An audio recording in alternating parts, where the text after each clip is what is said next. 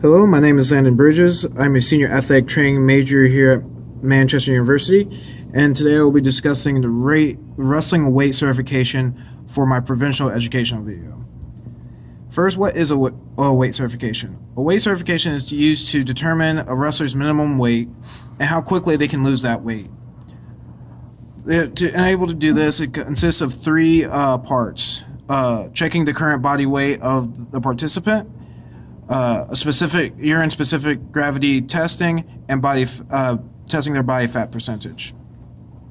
The reason why this method is used is to make sure that the athlete is not losing weight too quickly and to avoid improper weight loss methods such as using diuretics or using trash bags to cut weight.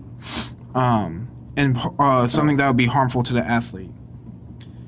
Once these numbers are given, they can be placed into track wrestling, and it calculates how much weight they can lose at a specific time and what their timeline is to get down to to that specific weight.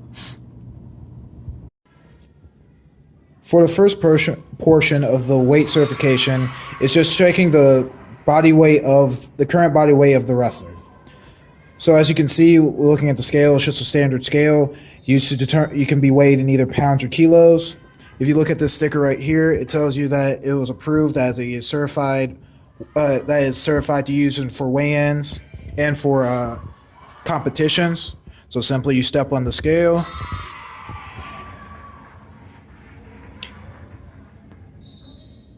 You get a number.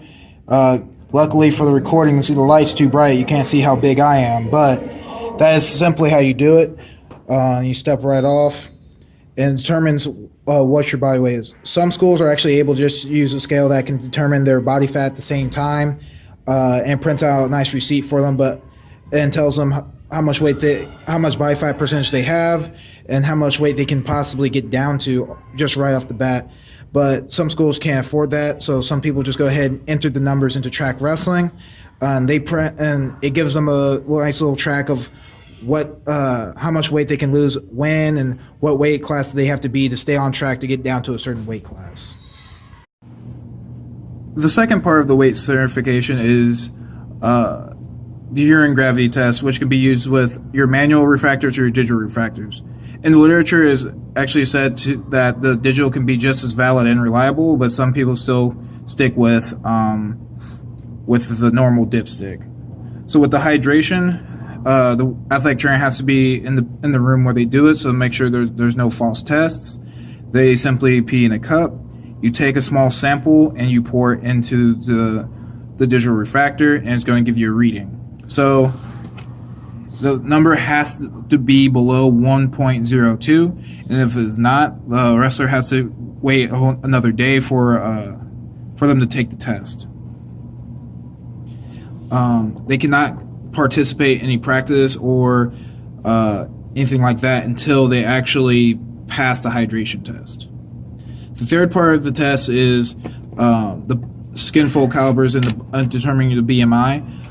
It's taken at 3 different sites. What the skin fold calipers are testing for is, like I said, body mass index and how much fat is actually on the athlete.